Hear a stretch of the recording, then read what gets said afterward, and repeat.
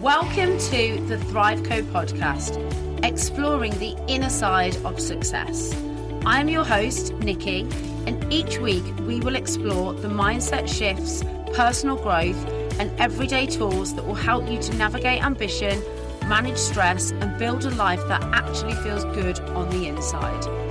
Through solo episodes and honest guest conversations, we look at what it really takes to grow, change, and thrive in the modern world. Hello and welcome back to the Thrive Co podcast. How are we all? I hope you've all had a fantastic week. I must admit, I say that because I used to release these on a Sunday, and now that I release them on a Monday, maybe I should say I hope you have a fantastic week. But either way, since we were last in your ears, since I was last in your ears, I hope you've been really good. I'm also going to let you into a secret. I have already recorded this episode once. I recorded it earlier in the week. And normally if I record an episode and I finish and I think, not sure about that, I've always just released them because I just think that I'm being overly self-critical and it's going to reach the right people, and whatever was said was perfect in that moment. But actually, I really didn't feel that way this time. I felt like I hadn't got my message across. I felt like I'd waffled. So we're doing it again. Now, the caveat is my dog is running around somewhere.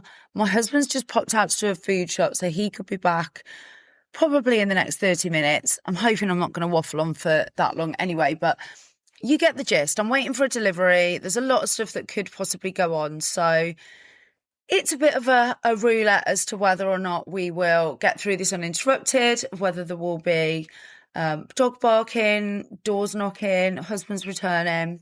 Who knows? But we're gonna do it anyway. So where have I been? There was a week last week where I didn't release an episode. And I did say when I came back to doing these earlier in the year that I was going to try not to miss a week. Now, look, sometimes life happens, things happen, things get in the way.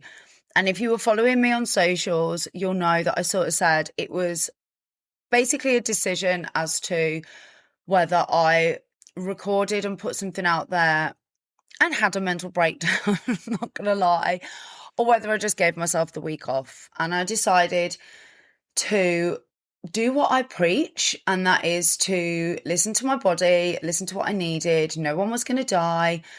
Probably, to be honest, nobody would even notice because this is kind of a listen on demand podcast. And I still get messages now about episodes that have come out like months ago that people are only just listening to. So it was that spotlight effect, wasn't it? Of, oh my gosh, everyone's going to notice and everyone's going to think that I'm terrible for being inconsistent. And I was like, give your head a wobble, Nikki, and realise that actually nobody really cares. And you're just going to, you're going to end up feeling really run down and jaded if you continue to push yourself and do stuff that you really shouldn't be doing at the moment. And the reason for that is basically there's been some changes. There's been some changes with regard to my career and my job and my business that I wanted to talk you through, not because I particularly think that anyone is bothered about what I'm doing career-wise, but actually because it gave me a lot of like self-reflection, and there was some stuff that came up around like the decision-making and things that were going on around that I think are really important to share, because sometimes you feel like when you're going through something that you're the only person, and actually sometimes when you hear other people speak it into existence and talk about their experience, you're like, oh shit, yeah, actually it's not just me that feels that way. So as a lot of you will know, if you've been here for a while, I have had my own recruitment business for the last 3.5 years now. Yeah, so I started it in January 23. And originally it was like a full recruitment business. So I was winning the business, winning the clients, and then delivering on the projects. And then last year I actually flipped that into just delivering on the projects and working with other recruiters. So other, what we call exec search or search consultants, on like senior level retained projects. And I was just delivering on them. number of factors I'm not going to go into, but basically the market changed. And I don't love the business development side. Like, I like networking, I like meeting people, but actually doing like cold calling and sending emails of like candidate profiles and that sort of like cold approach, I'm not gonna lie, it just gives me the ick. I just really, really don't enjoy it, the kind of super salesy side. And for one reason or another, I was back to having to do that. So I flipped my business. I made it into what we call a freelance delivery partnership. And that is basically where I was working, like I say, with other recruiters, and they were winning the business, and then they were working with me, normally in close partnership, to deliver on those hires, to deliver the candidates. So that has been going on for probably just over 18 months now. And it's been going fine. I've been enjoying it, you know, the variety. I think so the fees obviously weren't as much. I was having to do more work for less fee because I'm obviously not winning the client. So the person that's winning the client is keeping the majority of the fee. I'm taking a split of that. So it was, you know, I was needing to do more in terms of the amount of projects a month, but that was fine. I was keeping it ticking over. And then the variety was great, but there were some areas and sectors that I was working in that maybe weren't as exciting for me, and I wasn't enjoying quite as much.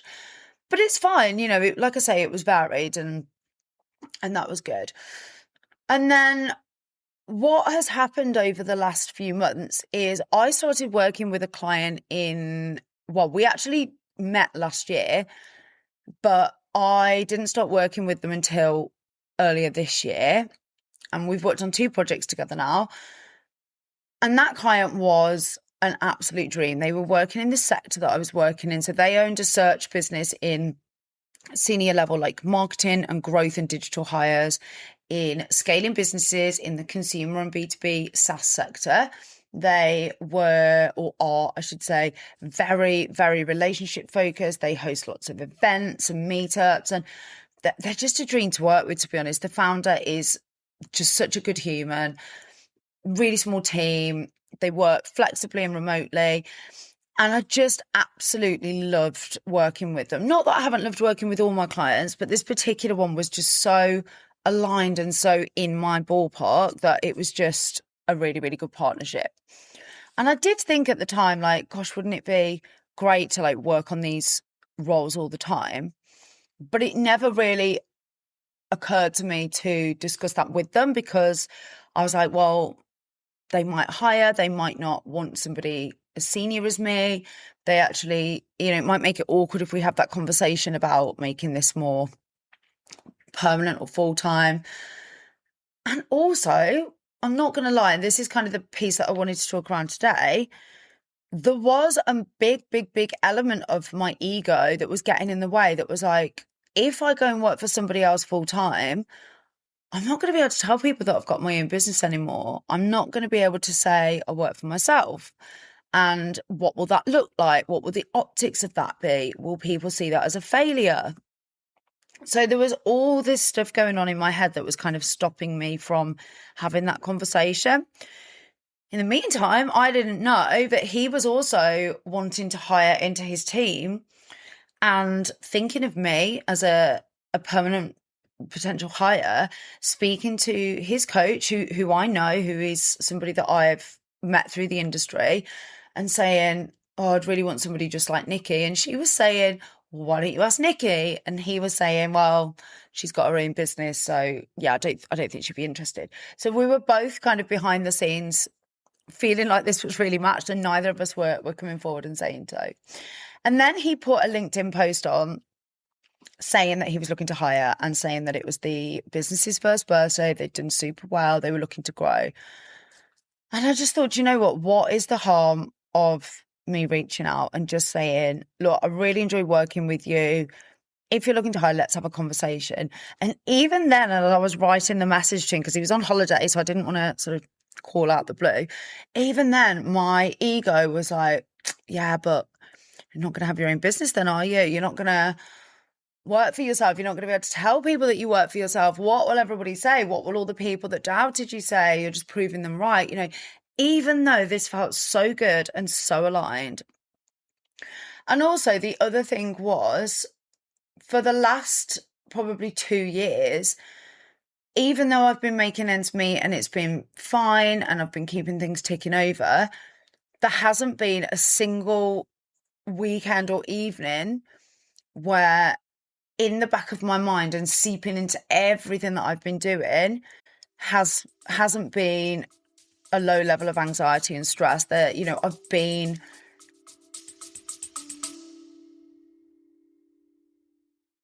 For those of you that are regular listeners to the show, or maybe you know me personally, you won't have been able to get away without hearing me talk about Simprove. Simprove is a scientifically backed, water-based probiotic drink. You drink it daily and it has been scientifically proven to help with things like bloating, IBS symptoms, pain. It was actually a dietitian friend of mine that introduced it to me last year, and I honestly wouldn't be without it now. It's helped with my energy, with my bloating, it's helped with my immune system, and also things like my skin. The list is honestly endless. Now, I have got a code for you. So if you'd like to try Simprove, you can get 50%, that's a massive 50% off your first 3 month subscription by going on to simprove.com and putting in the code Nikki50. That's NIKKI50, or clicking the link in the show notes.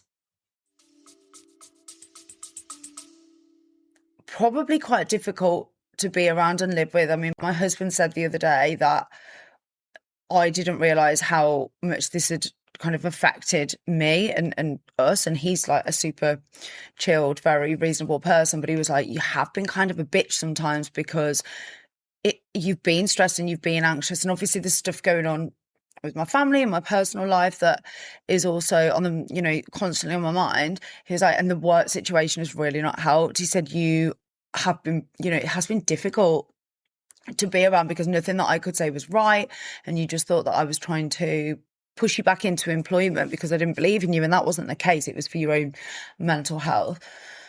So there's all this ego stuff going on, and then another layer to it was, you know, ThriveCo is not going anywhere. ThriveCo, not the podcast, but the, you know, the business idea, what I'm studying for in terms of the nervous system regulation. I've done my breathwork qualification.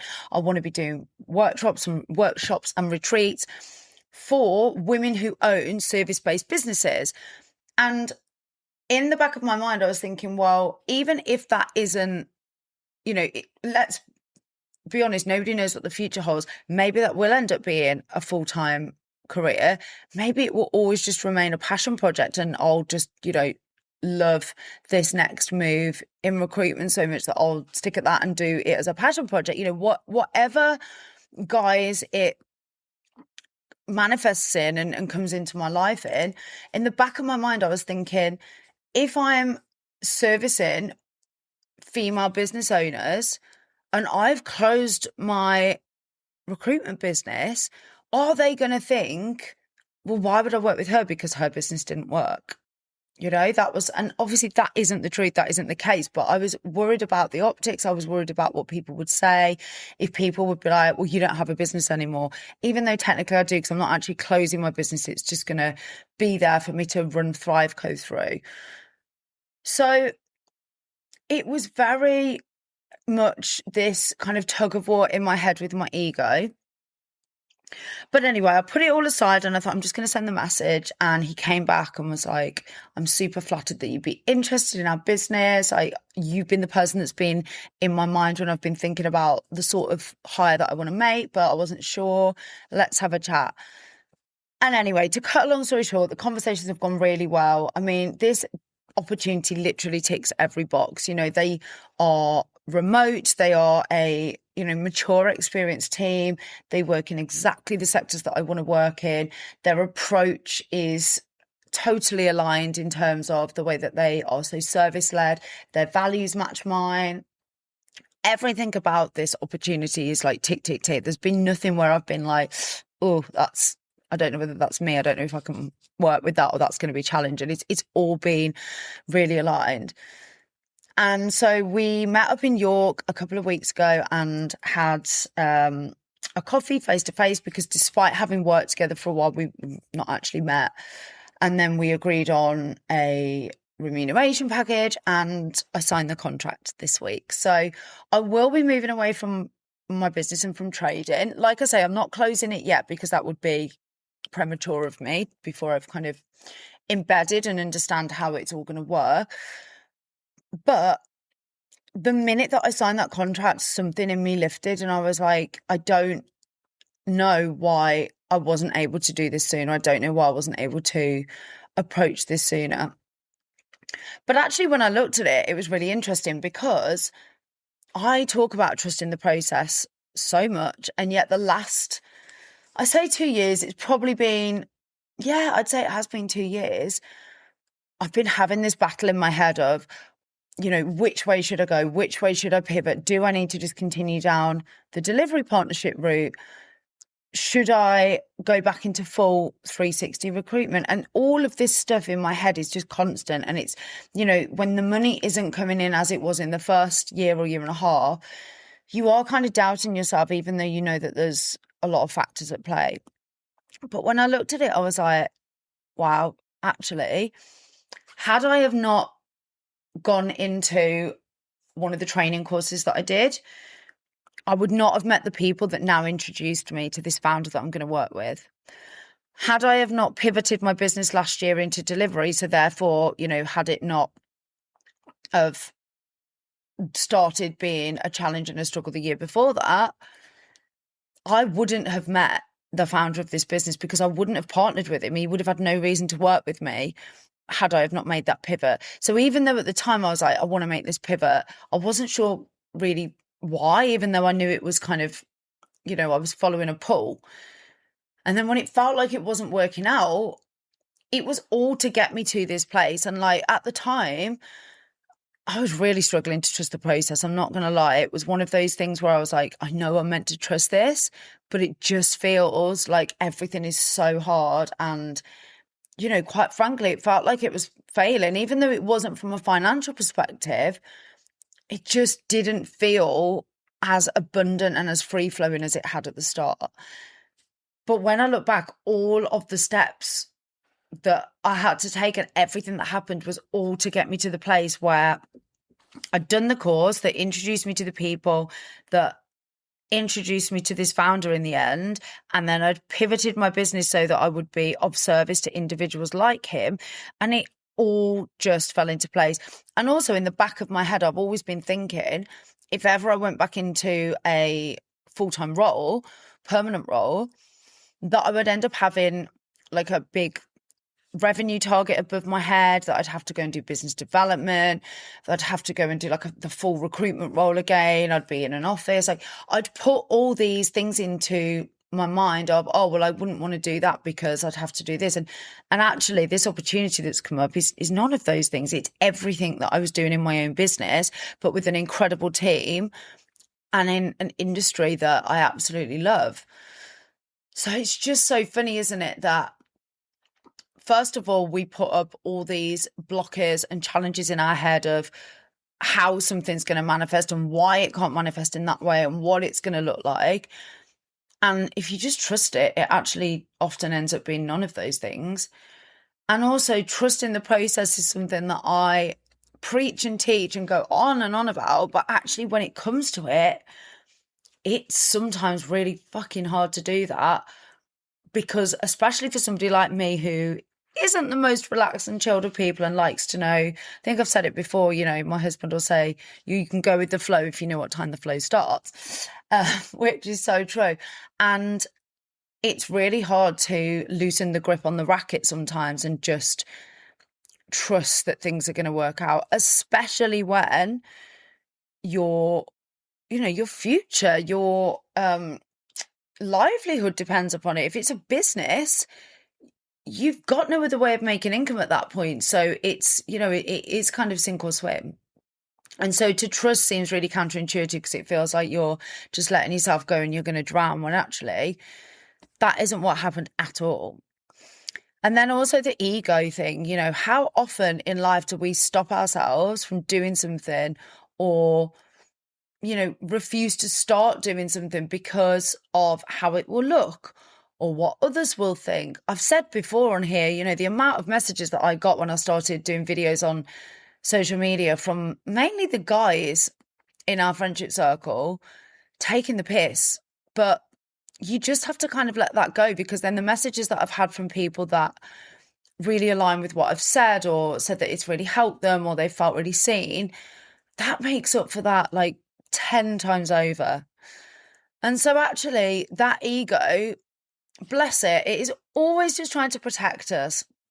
And if you've ever read a book called The Chimp Paradox by, I think it's Steve Peters is the author, he says around giving your like chimp brain, which is like the primate brain, which is like the emotional brain, the thing that like comes out if you get road rage, or rises up when you get angry, or wants to throw its toys out the pram. If you give it a name and treat it like just the cute little chimp that it is, and tell it to get back in its box when it comes out, then it's a lot easier to deal with. And so I think that's what I'm going to do. I'm going to give my ego a name. I'm going to say, thank you for trying to protect me. Thank you for trying to stop me from failing or looking silly, or, being ridiculed or talked about, or whatever it is that you think is going to happen. But that isn't my reality. And I'm going to do this anyway. And then just put it in its box. Because if you listen to that ego and you stay in your comfort zone, or you don't send the message or go on the date or apply for the job, then you're never going to know, are you? And actually, I was sat in bed last night with my husband and I was like, isn't it crazy that this time last year we were living in a different house and we didn't think that we'd be able to get the house that we were living in. I'd got a different job and we were driving a different car. And all of those things have now been upgraded in the space of, 10 months? I think we moved into this house 10 months ago, just over maybe. So, yeah, it's crazy what can happen if you just trust and let go and stop letting your ego drive the bus, and thank it for trying to protect you, but put it in its box and move ahead anyway. So that's what's been happening. It's been really busy. I don't think it's going to get any less busy, because this job is going to be super challenging, but also in the very, very best way. And I'm so, so, so excited. And also Thrive Co's going nowhere. All of my self-development work is going nowhere. This is an absolute passion project. But now I've also got a main sort of source of income that is coming from something that I'm also really, really excited about, because as much as I love my business, I did feel for the last year like I was trying to keep it going because I didn't want to not work for myself, rather than because I was absolutely loving what I was doing. And I feel like I'm getting back to a place now where I'm going to absolutely love what I'm doing again. And that can only be a good thing, right? And already that like weekend anxiety and the underlying stress has disappeared. So yeah, it can only be a good thing. So maybe have a think about where your ego is driving the bus, or where you're not making the moves, where you're not starting something or applying for something or having the conversation.